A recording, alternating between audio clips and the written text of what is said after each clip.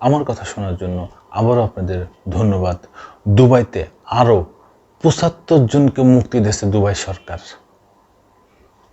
১৮৮ জন এই পর্যন্ত মুক্তি পেল, তাহলে ধরছে কতজনকে এবার বোঝেন। ছাত্র জনতা আন্দোলনের সময় দুবাইতে আমাদের বাংলাদেশি প্রবাসী ভাইরা যে আন্দোলন করেছিল, সেই আন্দোলনের সময় দুবাই সরকার তাদের গ্রেপ্তার করেছিল। আগে বেশ কিছু ছাড়ছে, এখন আবার ৭৫ জনকে সাধারণ ক্ষমা করে দিল। ডক্টর মোহাম্মদ ইউনূস অন্তর্বর্তীকালীন সরকারের প্রধান উপদেষ্টা, তার অনুরোধে দুবাই সরকার এই সাধারণ ক্ষমা করে দিছে এই প্রবাসী ভাইদের। দুবাইতে একটা আইন আছে, একটা নিয়ম আছে, একটা নিয়ম নীতি আছে। এক এক দেশে এক এক রকম। আমাদের বাংলাদেশে দেখেন যেখানে যাবেন সেখানেই ধুম ধারাক্কা, মিছিল, মিটিং, হাবি জাবি লেগেই আছে। কিন্তু দুবাইতে এইসব কোনো কিছু নেই। কোনো একটা মিটিং করতে গেলে দুবাই সরকারের পারমিশন লাগবে, কোন একটা মিছিল করতে গেলে দুবাই সরকারের পারমিশন লাগবে। পারমিশন দেওয়ার পরে যে আপনি করতে পারবেন। এত রং ঢং হানাহানি নেই, যেটা বাংলাদেশে প্রতিনিয়ত আমরা এই 5 জুলাইয়ের পর থেকে, 5 আগস্টের পর থেকে আমরা দেখে আসতেছি। অহরহ হইতে আছে, প্রতিদিন হইতে আছে। এখন যুগান্তর এই বিষয়ে একটা নিউজ করছে, একটু শুনি। বৈষম্য বিরোধী ছাত্র আন্দোলনের সংহতি প্রকাশ করে সংযুক্ত আরব আমিরাতে বিক্ষোভ করে গ্রেপ্তার হওয়া আরও ৭৫ বাংলাদেশিকে ক্ষমা করেছে দেশটির সরকার। এই নিয়ে মোট ১৮৮ জনকে সাধারণ ক্ষমার আওতায় মুক্তি দিল আরব আমিরাত। শুক্রবার প্রবাসী কল্যাণ ও বৈদেশিক কর্মসংস্থান মন্ত্রণালয়ের উপসচিব মোহাম্মদ সারোয়ার আলম এক বিজ্ঞপ্তিতে এই কথা জানান।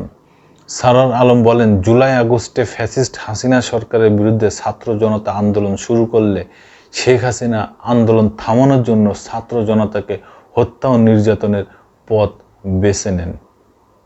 সরকারের এমন কর্মকাণ্ডের বিরুদ্ধে প্রবাসী বাংলাদেশিরা বিভিন্ন দেশে প্রতিবাদ জানায়। তেমনি স্থানীয় আইন ভঙ্গ করে সংযুক্ত আরব আমিরাতে কর্মরত প্রবাসীরা বিক্ষোভ মিছিল করেন ও নানাভাবে আন্দোলনের সঙ্গে একত্রতা ঘোষণা করেন এবং হাসিনা সরকারের বিরুদ্ধে প্রতিবাদ জানান। স্থানীয় আইন ভঙ্গ করায় তাদেরকে আটক করে আবুধাবির ফেডারেল কোর্ট 10 বছর থেকে যাবজ্জীবন কারাদণ্ড প্রদান করে।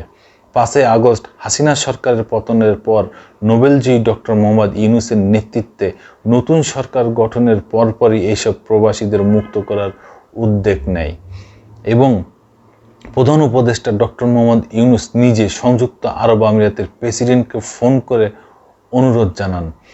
তার ফলশ্রুতিতে ইতিমধ্যে 113 জন এবং আজ শুক্রবার 75 জন সহ মোট 188 জনকে মুক্তি দেয় দেশটি। 113 জন ইতিমধ্যেই বাংলাদেশে চলে এসেছেন। আজ মুক্তি পাওয়া 75 জন আগামী সপ্তাহের মধ্যে দেশে ফিরবেন। এর আগে গত 3রা সেপ্টেম্বর এক ব্রিফিংয়ে প্রধান উপদেষ্টার প্রেস সচিব শফিকুল আলম বলেছিলেন, গত 28 আগস্ট প্রধান উপদেষ্টার সঙ্গে টেলিফোনে কথায় সংযুক্ত আরব আমিরাতের প্রেসিডেন্টের। সেই কথার উপরে, সেই অনুরোধের পরিপ্রেক্ষিতেই দুবাই সরকার এই সাধারণ ক্ষমা ঘোষণা করে আমাদের প্রবাসী ভাইদের। এর ভিতরে আরও একটা সুখবর আছে, সেটা হচ্ছে যে দুবাই যে বাংলাদেশিদের ভিসা দিচ্ছে না বিভিন্ন ক্যাটাগরিতে, এই বিষয়ে আমাদের বাংলাদেশের যে কনসাল জেনারেল আছে রাশেদুজ্জামান, তিনি দুবাই ইমিগ্রেশন যে মহাপরিচালক তার সাথে দেখা করেছেন, কথা বলেছেন এবং এই দুবাইয়ের ভিসা নিয়ে আলাপ আলোচনা করেছেন দুইজন। এবং ইমিগ্রেশন মহাপরিচালক মীরা তিনি বলেছেন যে খুব শীঘ্রই বাংলাদেশি ভিসা সহজ করে দেওয়া হবে এবং আরও বলেছেন যে বাংলাদেশিদের যে দুবাইয়ের যে অবকাঠামো উন্নয়নে বাংলাদেশিদের যে সহযোগিতা, এটা আসলেই প্রশংসনীয়।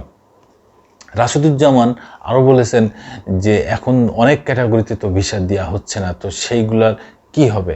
দুবাই সরকার কিন্তু এই বিষয়ে কোনো কথা বলে নাই, তারা মৌখিকভাবেও বলে নাই, লিখিতভাবে বলে নাই যে বাংলাদেশকে ভিসা দিচ্ছে না। তবে একটা ধারণা করা যাচ্ছে যে দুবাই সরকার এখন যে সাধারণ ক্ষমা ঘোষণা করেছেন 2024 সালের 31শে ডিসেম্বর পর্যন্ত, তো এই সাধারণ ক্ষমা উঠে যাওয়ার পরেই হয়তো 2025 সালের শুরু থেকেই নতুন করে দুবাই ভিসা দিবে বাংলাদেশিদের জন্য।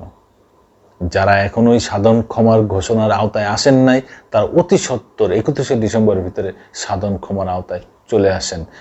এখন কোনো জরিমানা হবে না, কোনো সাজা হবে না। যারা দেশে ফিরতে চান তাদেরও কোনো জরিমানা হবে না, কোনো সাজা হবে না। খুব দ্রুতই আপনারা চলে আসতে পারবেন এবং সাধারণ ক্ষমার আওতায় চলে আসতে পারবেন। ধন্যবাদ। আবার আসবো নতুন কোনো কথা নিয়ে, নতুন কোনো ঘটনা নিয়ে। আমি প্রিন্স।